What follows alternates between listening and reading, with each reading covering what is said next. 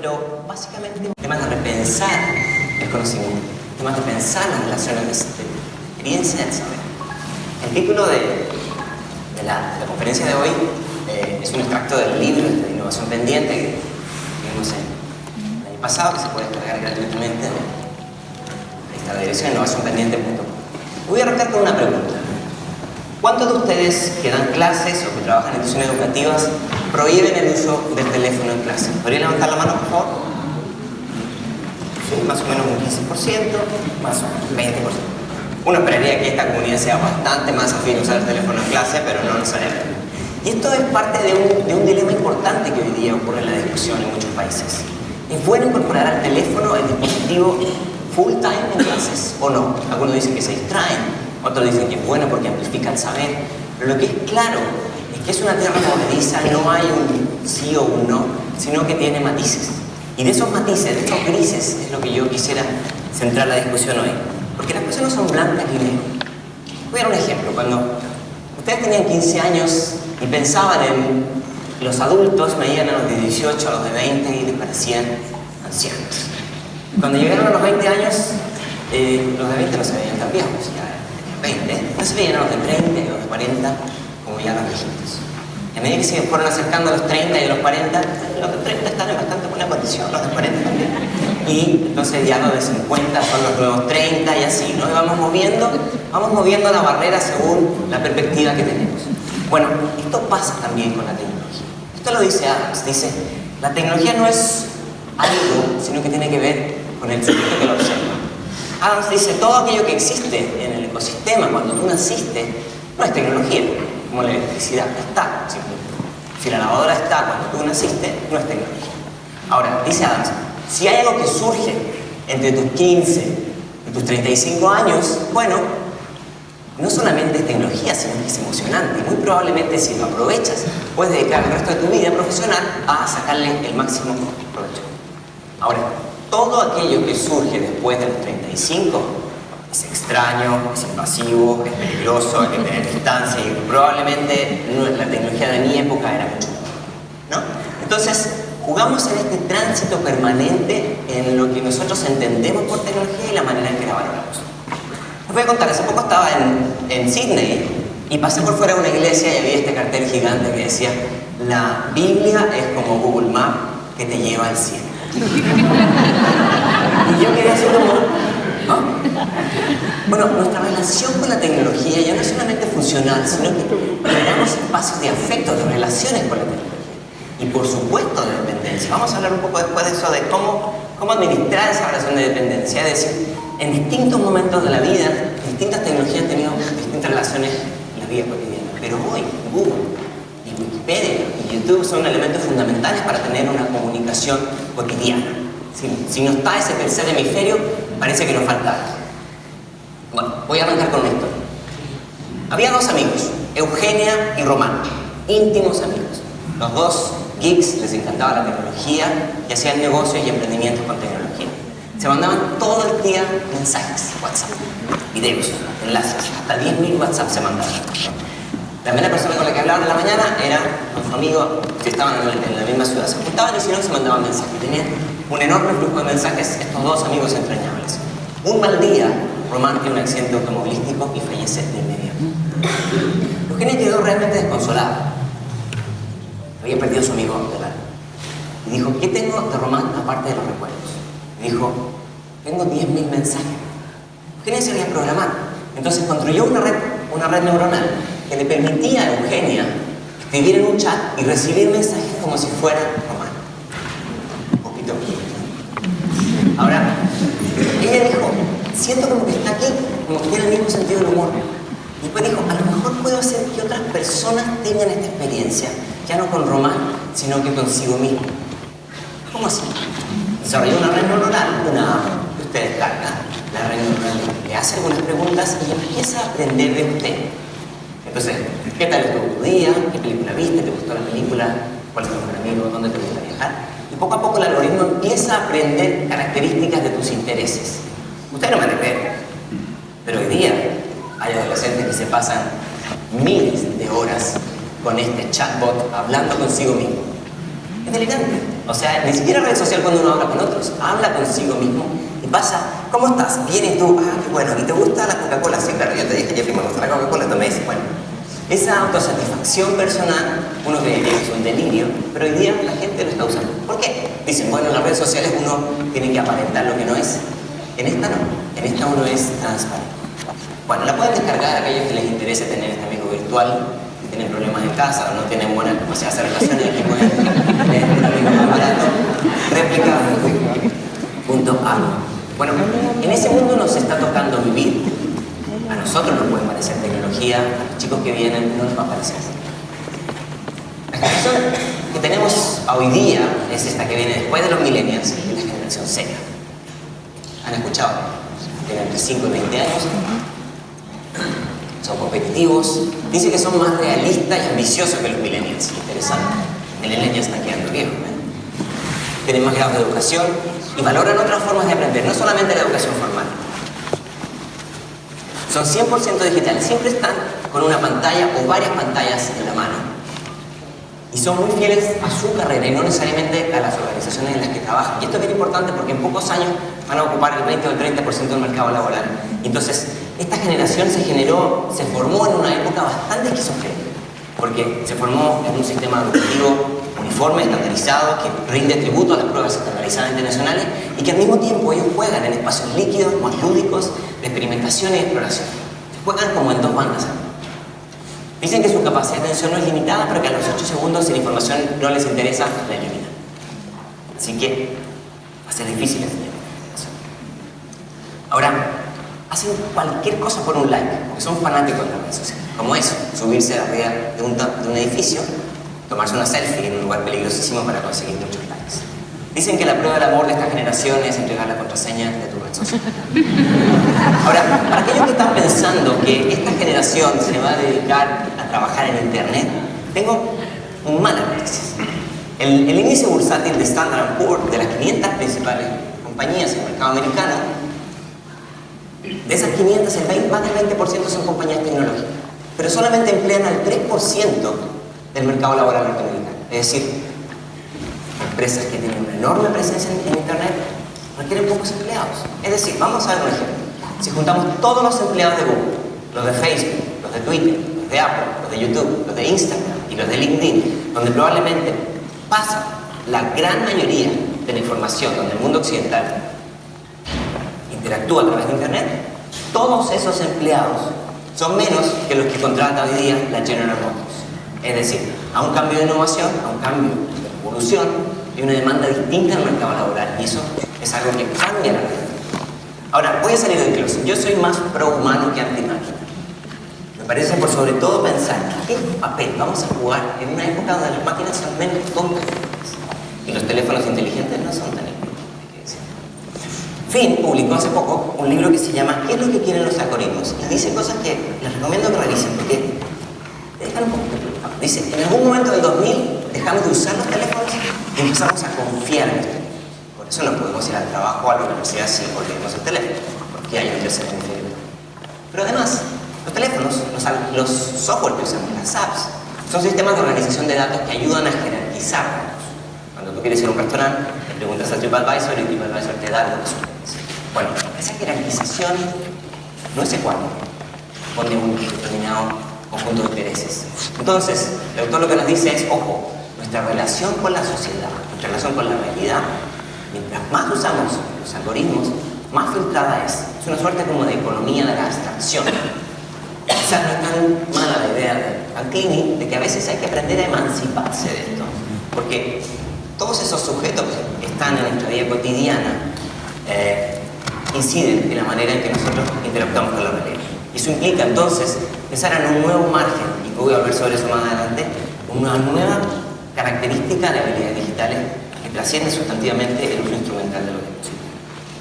Pero dije que íbamos a hablar un poco del mercado del trabajo para después conectarlo con las habilidades. Esta imagen la deben conocer muchos de ustedes. Hay un decrecimiento en las últimas décadas de las actividades rutinarias, no cognitivas, y hay un incremento de las actividades de orden más creativas. La literatura siempre ha llamado a trabajadores de cuello blanco y trabajadores de cuello azul. Si usted tenía la suerte de estar en el lado del cuello blanco, estamos en el lado correcto del cuello. Bueno, Eso empieza a cambiar. Eso ya no es tan así. Tanto los pollos blancos como los pollos azules están en un proceso de, por lo menos, de un escenario de cambio. Voy a volver sobre esto. Y estas tendencias, que si bien son del mercado americano, en América Latina son consistentes, quizás con menos dramatismo, pero se mantienen. Frente a ellos que se preguntan, ¿nos vamos a quedar todos desempleados? ¿O va a perder la gente empleo por las máquinas? Y yo diría, sí, obvio, esto no tiene nada de nuevo. A fines del siglo XIX, más del 50% de la fuerza laboral de Estados Unidos estaba dedicada al campo. Hoy día es menos del 2%, que son muchísimo más productivos. Esto no es nuevo, esto lo decía Keynes en los años 30. El desempleo tecnológico. Ahora, ¿nos vamos a quedar todos desempleados? Eso es un poco una caricatura. Cada vez que hay un cambio tecnológico, desaparecen algunas tareas, no empleos. Las máquinas desarrollan tareas, y surgen otros. Y es ahí donde me parece interesante. Voy a mostrarles un ejemplo de cómo está cambiando la relación de consumo hoy día con estas nuevas máquinas. Tenemos dos ejemplos que se complementan. El de arriba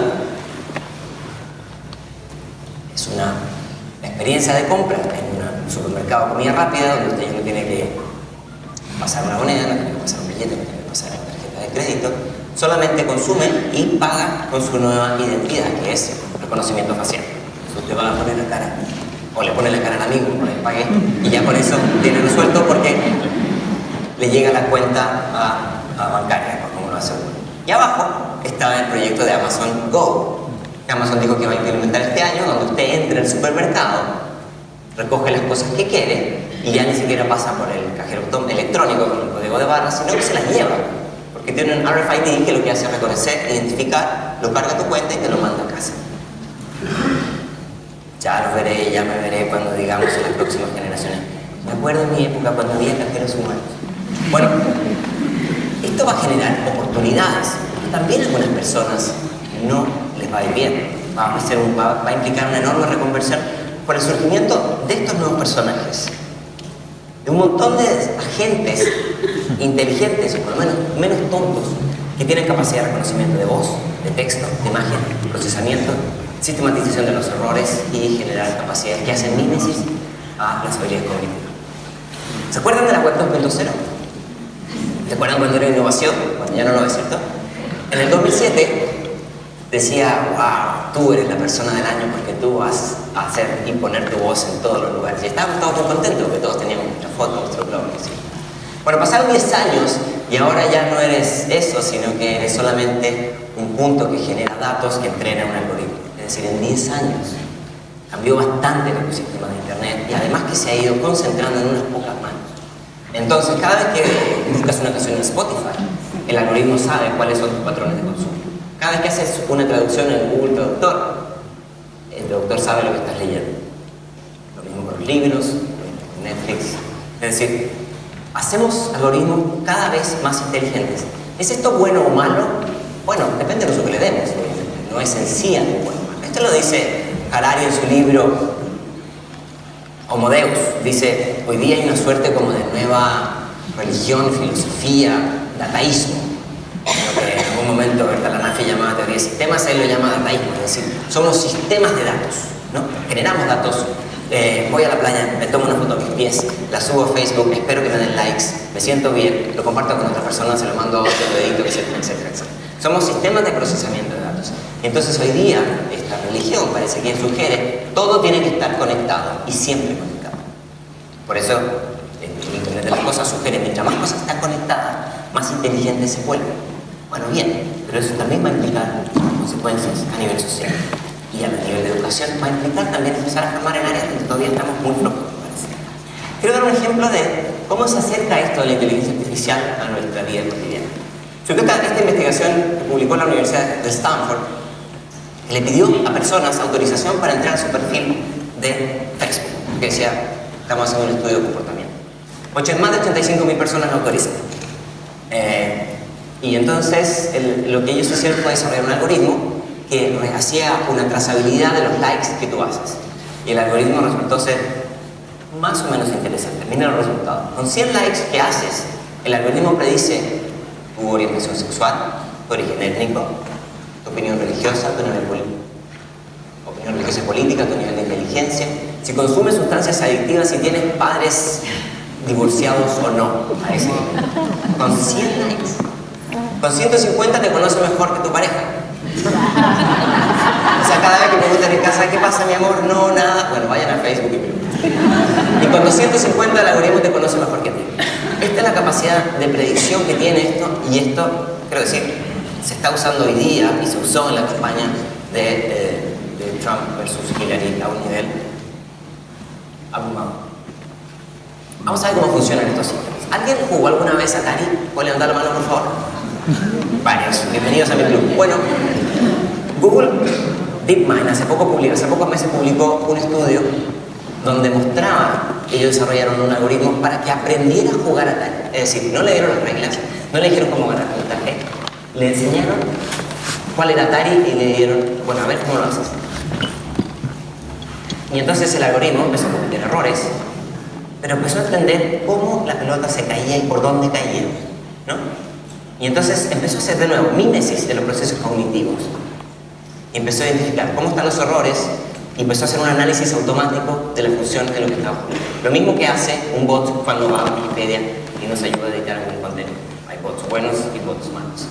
En 140 minutos, el algoritmo de Google empezó a jugar mejor. Bueno, empezó a jugar a nivel de un experto. Es decir, todos ellos que se pasaron toda la infancia en Atari llegaron a este nivel. Yo cuando vi esto dije, qué manera de perder mi infancia, ¿no? Ahora, ¿qué es lo que hace? Identifica relaciones, construye patrones, y a los 240 minutos, un poquito más de 2 horas, el algoritmo juega mejor que cualquier ser humano. ¿Por qué? Porque identificó que si tiraban la pelota en una esquina podía hacer un túnel y hacer que la pelota pasara a un lugar, y dije, ¿qué infancia más desaprovechada? Hubiera visto esto más joven, ahora se me mata. Bueno, lleven esto a la medicina, a la detección de riesgos, a la detección de terremotos en un país. En fin, puede todavía parecer lejano, pero no está tan. Ahora voy a traer un ejemplo ya no tan de videojuegos, sino que un poco más al área que nos interesa, los procesos de interacción humana.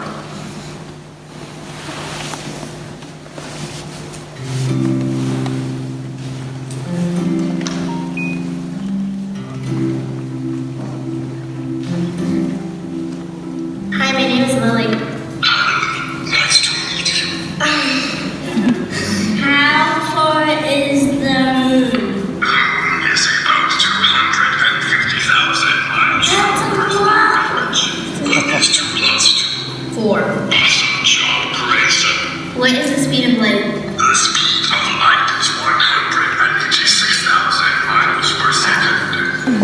Can you count to 6? 1, 2, 3, 4, 5, 6. Tell me an unknown joke. Bueno, el director de la prueba PISA dice, las cosas que son fáciles de enseñar son fáciles de ser reemplazadas por tecnología. Okay. Ahora, una complejidad que tiene la educación es que no solamente enseñamos cosas fáciles de enseñar, enseñamos valores, enseñamos conceptos, enseñamos a salir de situaciones humanamente muy complejas, que no son fácilmente exportables a un algoritmo. Así que no hay problema, la labor docente yo creo que no está en discusión, pero es evidente que estos sectores van a seguir jugando un papel importante en el proceso de aprendizaje. Me imagino que algunos de ustedes habrán visto este estudio que dijo que hizo una proyección de las capacidades de inteligencia artificial y que dice que hasta un 45% del mercado laboral norteamericano podría ser reemplazado por este tipo de dispositivos. Okay. Esto generó una avalancha. Salieron los que estaban a favor, los apocalípticos y los integrados ahora en inteligencia artificial. Salieron los apocalípticos que decían deja de predecir el futuro porque eso déjeselo a las máquinas que se van a encargar de tu vida. Ahora, cuando lo llevamos a contextos más cercanos y menos de la imaginación, a datos de CEPAL del año pasado, podemos ver que el salario, por ejemplo, de un trabajador en la industria automotriz en países como Brasil o México son sustantivamente distintos a los que puede desarrollar un agente que puede desarrollar ciertas capacidades.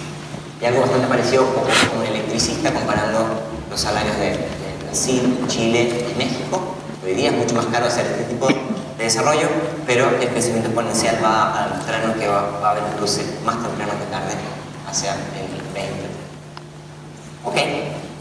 ¿Y a mí cómo me afecta esto? Me afecta en algo, tiene algo que ver con el evento de educación, a lo mejor no tiene que ver. Yo creo que cuando hablamos de educación hablamos de futuro. Entonces, hacer un vistazo a este tipo de advertencias que presentan organismos como WISE, el World Innovation Summit of Education, que dice, ojo, para el 2020 las proyecciones son que vamos a tener un superávit de casi 100 millones de personas subempleadas y un déficit de la mitad de trabajadores sobrecalificados. Entonces, esto es una buena noticia para las universidades. Tienen una enorme tarea por hacer. Evidentemente, sabemos por los números la macropolítica que las estructuras de la universidad no dan para responder a esta enorme cantidad de gente. La tecnología habrá de jugar un papel fundamental. Fundamental. Esto no significa que todo virtual y se aparece en las universidades, que los MOOCs hacen que el control no, pero una mejor articulación de lo que hoy día existe evidentemente va a ser necesario para responder a este tipo de déficit. Ahora, esto se suma con estos nuevos juguetitos que empiezan a aparecer, ¿no? Los de cuello blanco y los de cuello azul. No sé si vieron, ¿conocen a Kiva? Aquí les muestro uno de cuello azul Super Forzudo.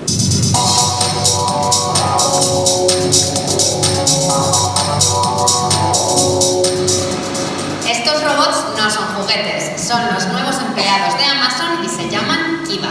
En este centro de distribución en Tracy, California, más de 3.000 de estos robots ayudan a los empleados a satisfacer millones de pedidos. Este pequeño robot naranja sale, recoge la estantería adecuada y la trae en el momento preciso para que la persona tome el producto que va en el pedido del cliente. Antes de los Kiva, los trabajadores tenían que recorrer los pasillos del almacén para buscar los productos, pero ahora los robots se los traen directamente. Si esto solamente fuera mover cajas, bueno, sería un segmento muy específico, pero hoy día sabemos que la inteligencia artificial nos ayuda a hacer análisis de conflictos legales, de situaciones médicas, es decir, es mucho más transversal de lo que en algún momento se pudo pensar. Y no me van a creer, pero el MIT desarrolló un algoritmo que ahora no solamente ayuda a hacer estas máquinas, sino que el sistema o el departamento que se encarga de filtrar los currículums cuando se abre una vacante en las empresas, también lo está haciendo un algoritmo. Es decir, usted manda su currículum pensando con la ilusión que alguien lo va a leer y decir, ¡qué buena foto! Me temo que eso ya no está siendo así, por lo menos en empresas que son de alto volumen. Entonces desarrollan servicios como Cronos, donde vayas a un filtro, entonces llegan 1000 currículums, hace un filtro, hace un escaneo, si están las palabras clave, la estructura básica, y entonces el humano hace una revisión de los 20 o 30 que están preseleccionados. Entonces, esto es una belleza, es un sistema redondo, porque ahora la gente está empezando a aprender con agentes que son de inteligencia artificial y ahora está empezando a buscar empleo también por estos sistemas. Bien, David Byrne, no sé si se acuerdan del antiguo vocalista de Talking Heads, publicó hace pocos días en la revista Technology Review algo que me pareció interesante. Dice, fíjense en la enorme cantidad de sistemas autónomos como cuando uno hace un check-in en los aeropuertos, o cuando uno va a comprar algo a Amazon, o cuando los más jóvenes y no tan jóvenes van a Tinder a buscar una nueva amiga o un nuevo amigo, o Facebook. Son sistemas que en alguna medida están tercerizando la relación humana, porque estos algoritmos ayudan a implementar y hacer más eficientes los procesos. Por eso creo yo que así como es muy importante que las universidades entren fuerte a STEM, las carreras de ciencias, tecnologías, ingenierías y matemáticas, no olvidar que las humanidades, las ciencias sociales y las artes son fundamentales para pensar en las implicancias que esto va a tener.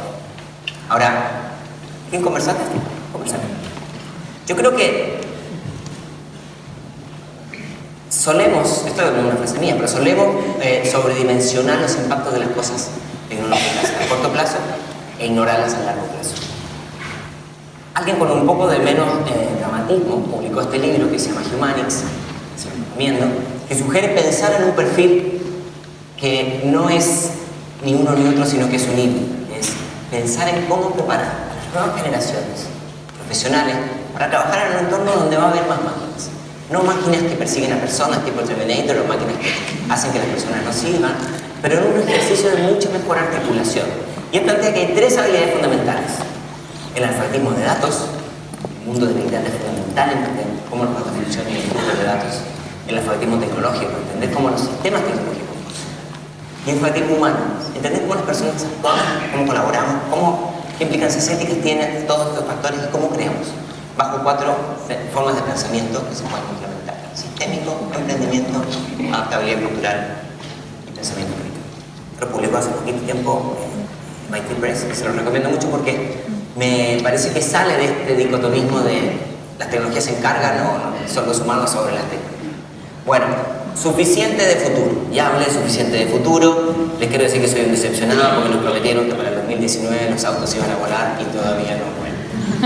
Así que vamos a poner un freno de mano en todo esto que les mostré y voy a hacer un giro importante, porque si bien todo eso que dije está en la prensa y está en la discusión, está muy bien y hay que estar atentos, vamos a nuestra realidad.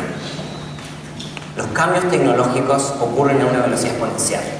Los cambios organizacionales, los cambios sociales, los cambios legales ocurren, en el mejor de los casos, a una velocidad incremental, si es que. Y los cambios de educación, ¿para qué decimos? No les tengo que decir a ustedes la velocidad de los cambios de educación.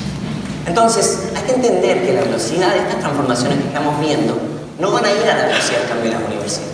Y no podemos esperar que las universidades o las escuelas cambien al mismo ritmo. Esa brecha es parte del ecosistema del que nos toca vivir.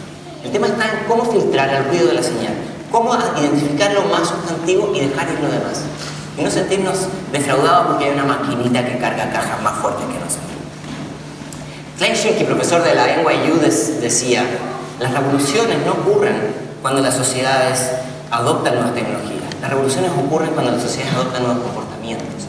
Y yo creo que ahí está el evento más importante de lo que puede jugar la tecnología en los procesos de aprendizaje. Un cambio en los comportamientos, una nueva relación con el conocimiento. Y aquí tengo que ir al triángulo que se propone en el libro, que es contenido, contexto y contenido. Cuando hacemos un vistazo de lo que dice la literatura internacional, especialmente los organismos internacionales, sobre el impacto de la tecnología en el proceso de aprendizaje, mucho más el tema de este congreso, vemos una zona compleja, por decirlo menos. Cuando analizamos el último reporte del Banco Mundial de Comunicación en Crisis, o el estudio que sacó el Banco Interamericano hace pocas semanas, o el reporte de la OECD de Students, Computers and Learning, vemos que la tecnología por sí sola, como una variable independiente, no genera las transformaciones en los procesos educativos como se esperaba. No estoy diciendo nada nuevo, esta es una comunidad que lo sabe. Entonces es complejo porque los mundos, las preguntas y las respuestas están en los grises. No es con o sin tecnología, sino que en qué condiciones, en qué contexto y de qué manera. Por ejemplo, cuando se hace un análisis del resultado de la prueba PISA en América Latina en los últimos 15 años, vemos una zona jabonosa. Dice que las TICs en el hogar parecen ser mucho más efectivas que en las aulas. Un uso entre 2 y 4 horas parece que tener una mayor correlación con los procesos de aprendizaje y buenos desempeños en PISA que el uso en el aula. En el aula parece más complejo, porque es una zona mixta, es decir, hay un montón de factores que es muy difícil controlar para identificar si la tecnología está generando diferencias o no. No estoy diciendo nada nuevo, es algo que esta comunidad conoce. Sin embargo, los docentes juegan un papel fundamental.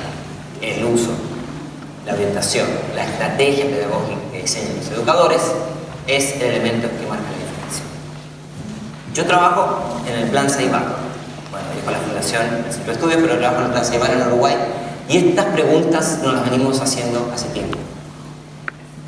Y entonces, bueno, ¿qué hemos aprendido? Porque hace poco celebramos los 10 años. Bueno, aprendimos primero que no hay que reinventar la pedagogía, sino su uso. Que hay que enfocarse en las interacciones y no tanto en las herramientas. Que si la innovación no es escalable, no es innovación. Esto es importante porque en la educación estamos repletos de ejemplos de innovaciones boutique. En este lugar, bajo condiciones ideales, todo funciona. Escalabilidad. Luego, que la flexibilidad es no buscar la misma forma de resolver todos los problemas. Las tecnologías han de ser fragmentadas según los contextos. Y es importantísimo fomentar el desarrollo de abajo hacia arriba, desde las propias comunidades de práctica y no desde los diseños de política pública, o por lo menos una mejor articulación. Y por último, que las tecnologías son dispositivos sociales. Funcionan cuando hay altas posibilidades de colaboración, cuando hay posibilidades de negociación humana. Entre paréntesis, Maturana dice que la colaboración es transformarse juntos. Me parece muy perfecto. Ahora, en el libro hablamos de contenedores. Vamos a hablar toda esta jornada de mañana de contenedores analógicos y digitales. Tenemos muchos, tenemos miles, muchísimos más que hace 5 o 10 años. En su momento se explicaba el acceso a Internet como ha sido de manera sostenida en los últimos años. Contenidos, los recursos educativos abiertos, los books, la Academia Khan, en fin, las charlas TED, la cantidad de contenido que tenemos hoy día es ilimitada. Pero contenedores y contenidos parecen no ser suficientes, ¿cierto? Hay que generar contextos propicios para que se aprovechen estos otros elementos. Si solamente tenemos mucha tecnología o muchos contenidos y no se dan las condiciones, bueno, nuestra situación entonces no es tan distinta a una clase del siglo XIV. No tenemos a un docente adelante. Recuerden que en el pasado la gente ponía al docente adelante y los estudiantes atrás. Pero en el pasado también había alumnos que dormían. Por suerte en el futuro ya resolvimos eso. En el pasado la gente conversaba unos con otros. Por suerte en el futuro ya tenemos. ¿Por qué lo resolvimos? Bueno, porque ahora tenemos tecnología. Y entonces tenemos a un profesor viendo con un PowerPoint lo mismo que están viendo nosotros. Pedagógicamente una delicia. Ahora, también pasa que hay otros que están haciendo cualquier cosa, ¿no? Entonces yo creo que así se empieza a ver un poco la ignorancia digital. Es decir, entornos de abundancia tecnológica e informacional tremendamente subutilizado. O siendo incapaz de ir más allá de lo que puede dar una definición rápida. Y entonces, ¿qué es lo que ocurre? Cuando se le pregunta a los docentes, en Chile, en Uruguay y en todos los países que hacen investigaciones sistemáticas sobre esto, ¿qué es lo que buscan? ¿Qué es lo que les gustaría tener de apoyo? Es estrategias pedagógicas para enseñar con tecnología. Es radicalmente distinto a aprender a usar tecnología. Uno puede ser no tan diestro en la tecnología y ver cómo aprovecharlo pedagógicamente.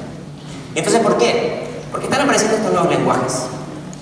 Casi el 70% de los jóvenes consultados en esta encuesta decían que la primera fuente de información que ellos buscan es YouTube, no Google. YouTube, no Google. Así que si ustedes como yo buscan en Google, bienvenidos a la línea de los viejitos, porque los más jóvenes buscan en YouTube. Que busquen en YouTube no necesariamente es malo, pero es sintomático de un cambio en los lenguajes de consumo de información. La imagen no es mala, aunque la universidad no ha demorado mucho tiempo en aceptar imágenes como dispositivos para escribir tesis doctorales. Pero eso es un tema de cambio de la imagen que hemos mostrado anterior. Ahora, esto implica que hay que entender cómo se ha diversificado el ecosistema y pensar en cómo aprovechar estos lenguajes, estos espacios, sin ser absorbidos por ellos. Ahora, cuando preparaba esto me leí este libro y me dejó muy preocupado, se llama Mentes Distraídas. Una de las cosas que dice es que altos niveles de conectividad, dicen estos psicólogos, también publicado por el MIT, genera altos niveles de ansiedad. ¿Por qué? Porque te llega un ping y tú no sabes si es una buena o una mala noticia. Y como es inconsistente, genera el mismo nivel de emoción que cuando uno hace la palanca de la ruleta. Ahora, este mismo estudio muestra avalanchas de resultados de investigaciones que muestran que la multitarea no existe. La capacidad de hacer dos cosas bien al mismo tiempo y no es nula, ¿no? Creemos que hacemos dos cosas bien al mismo tiempo y que estamos whatsappeando y mandando un mensaje y andando en vehículo y hablando por el voice, ¿cómo se llama? El de voz, cuando uno habla por teléfono sin con manos libres. Pero la verdad es que el cerebro está en una de las dos, por eso la cantidad de accidentes. Van a ver que en los últimos años no solamente ha aumentado la cantidad de accidentes con un teléfono en la mano, automóviles, sino que los más viejos, del rango entre 60 y 80, ya empiezan también a tener los mismos accidentes que tienen los 16 y 18. Entonces decimos que la multitarea no existe y que nuestra capacidad de atención es muy débil producto de este dispositivo que nos desconcentra. ¿Será verdad?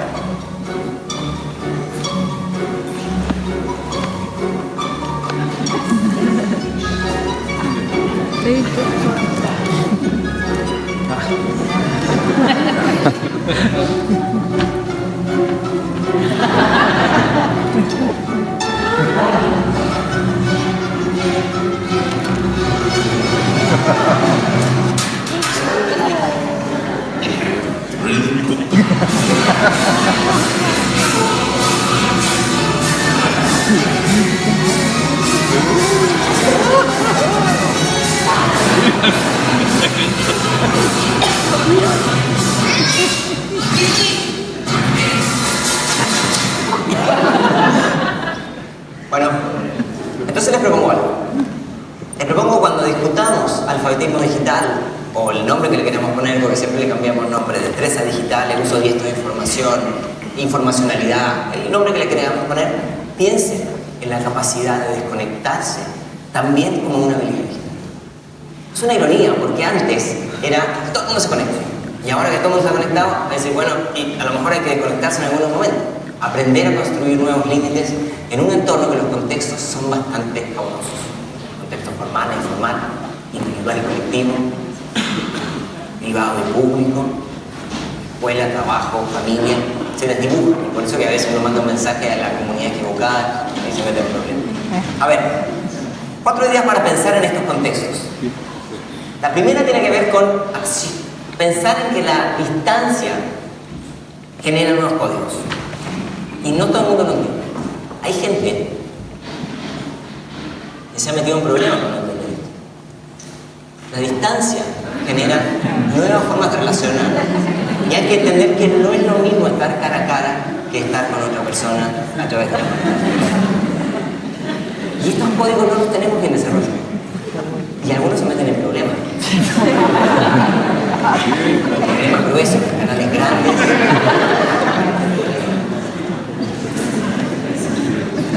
Y lo más divertido es que no sé quién inventó que esa señora era la empleada, era la mujer del señor.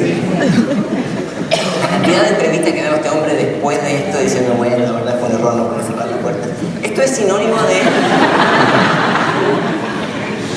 cómo hacer para desarrollar nuevas habilidades en estos nuevos códigos y formas de interacción.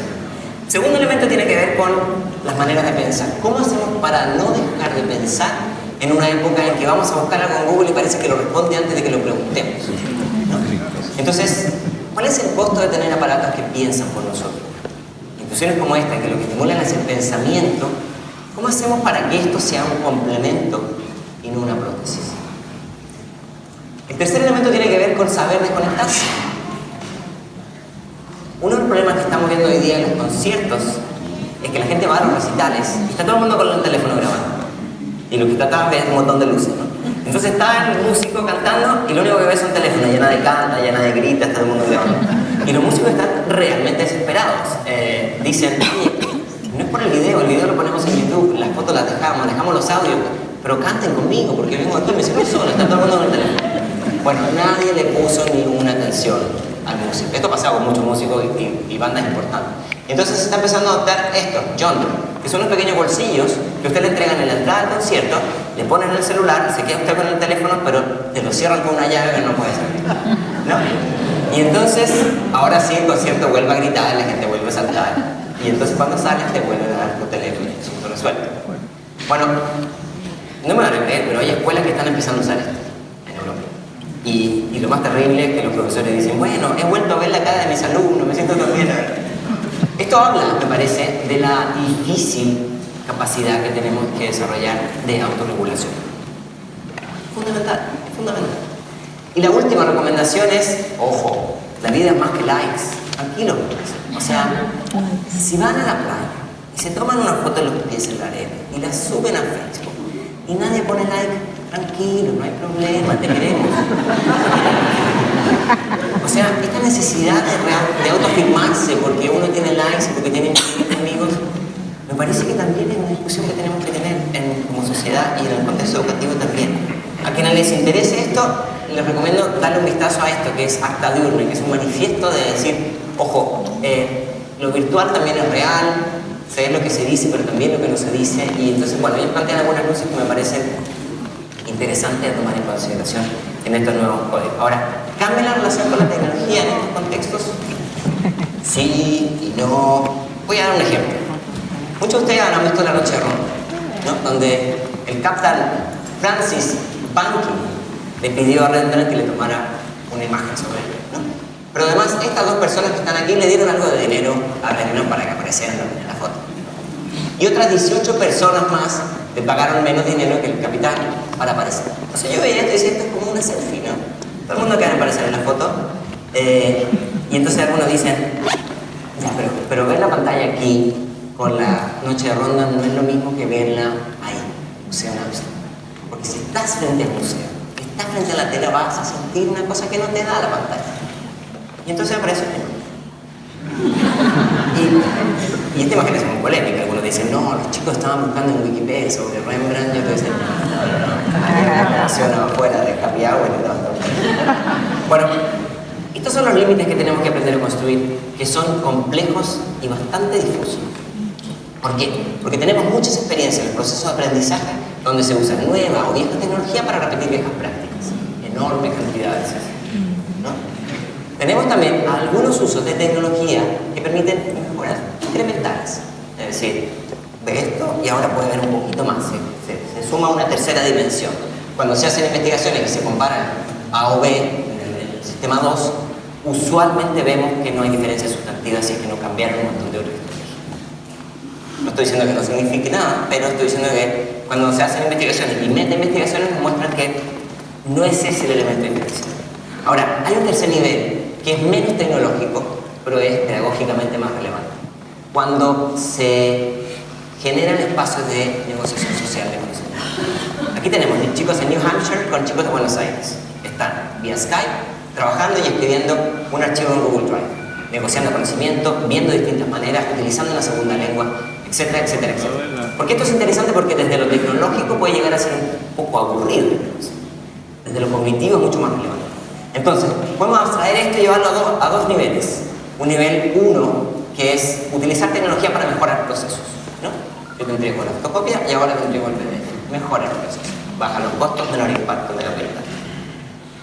Pero hay un segundo estadio que es más de transformar la relación con el conocimiento, transformar el papel del contexto de aprendizaje, transformar el rol del docente, que es redefinir las reglas del juego, es pensar en un currículum que está ampliado con otras fuentes de saber que van más allá. Esa es la complejidad que me parece que tenemos todavía que transitar. Y me parece que ahí es donde hay que poner más la fuerza en desarrollar en la región más agencias de innovación en esta línea y no necesariamente exclusivamente. Ahora, cuando hablamos de las habilidades digitales, por lo menos en los últimos 10 años se ha hablado mucho del uso diestro de discriminación de información y saber dónde publicarla y cómo hacer los filtros, etc. Todo eso es muy importante. Pero también, como las tecnologías, las habilidades van evolucionando. Así que, entre paréntesis, si alguien de ustedes tiene en su currículum uso diestro de Office, Outlook, Word, Express y más de PowerPoint, ya no ve, quítalo porque ya no es cool. Era hace 15 años porque ya no. Cuando lleguen a casa, esa línea va. ¿Cuáles son las habilidades que hoy día creemos que son igual o más importantes? Habilidades de relación social con otros. ¿Cómo administrar tu tiempo en pantalla? ¿Cómo construir tu huella digital? ¿Cómo administrar tu identidad digital? ¿Cómo reaccionar en situaciones de riesgo de ciberbullying? ¿Cómo cuidar tus datos? Esto es lo que el Instituto de Coeficiente Digital desarrolla para una directriz. Estoy muy contento porque Uruguay por primera vez va a participar en esta investigación. Ojalá que Chile y los países que estén se sumen, ahí está la página si alguien quiere entrar. Porque ya no es solamente el uso diestro de los dispositivos, sino que es el uso en sociedad y con la perspectiva comparada internacional. Entonces ellos proponen que hay por lo menos 3 estadios. Uno es donde hay una buena parte de la discusión, que es aprender a usar los dispositivos de manera segura y responsable. Hay un segundo estadio que es aprender a crear. En América Latina, pero también en estudios internacionales como ICIS, nos muestran que la capacidad de crear con tecnología sigue siendo muy pobre en los sistemas. Muy pobre. Mucho diestro, un uso muy diestro en la consulta, en el consumo, pero la capacidad de producir conocimiento sigue siendo muy pobre. Y un tercer estadio, que es aprender a resolver problemas con tecnología. Y ahí me parece que se puede hacer un buen bridge con los objetivos de desarrollo sostenible. Es decir, cómo usar tecnología para resolver problemas que son relevantes para toda la comunidad. Entonces, es un tránsito de usar las tecnologías como un amplificador a un puente a otras posibilidades.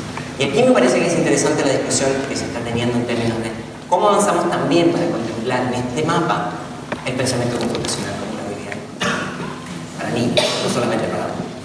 Y hay que aclarar, el pensamiento computacional no es exclusivamente aprender a programar. Uno puede desarrollar el pensamiento computacional sin saber programar una sola. Entonces, la idea es empezar a verlos como una cebolla con muchas capas. El pensamiento computacional sugiere que uno puede aprender a formular problemas, que pueden ser entendibles para una máquina, puede aprender a organizarlos de manera lógica, aprender a representar datos. En una época donde hay abundancia de datos tan importantes, aprender a analizar y generalizar. Jobs nos decía que cualquier persona debería aprender a programar porque eso te ayuda a aprender a pensar. Y yo creo que eso es interesante.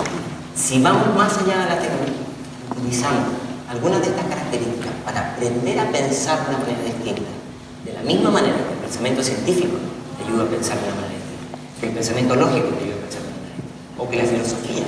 Entonces el pensamiento computacional no es solamente para los ingenieros, es aprender a resolver problemas.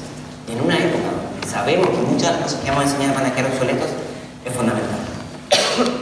Y entonces aquí proponemos el concepto de desobediencia tecnológica. Usar la tecnología para fines distintos a los cuales fue creada. No sé si conocen IKEA, es una especie como de Sodiman, y entonces existe un movimiento de hackear IKEA y convertir un mueble ahora en una lavadora, ¿no? Es decir, reconstruir, aprender a darle formato y no solamente consumir tecnologías desarrolladas por otros. Para esto hay 4 características fundamentales.